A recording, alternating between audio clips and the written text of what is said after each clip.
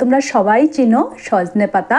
সজনে পাতা খেতে যেমন ভালো তেমনি আমাদের শরীরের জন্য খুব উপকারী। সজনে পাতা অনেক ধরনের খাওয়া যায়। আজকে আমি সজনে পাতা দিয়ে বড়া রেসিপি করে দেখাবো। ডাঁটার থেকে সরিয়ে পাতাগুলোকে ধুয়ে নিয়েছি। এরপর এখানে 1 বাটি বেসন, 1 বাটি চালের গুঁড়ো আর দিয়েছি সাদা তিল। এখানে আমি 4 চামচের মতো সাদা তিল দিয়েছি, 1/2 চামচ পুস্ত, হলুদ গুঁড়ো, নুন, লঙ্কা গুঁড়ো দিয়ে অল্প অল্প জল দিয়ে মেখে নেব।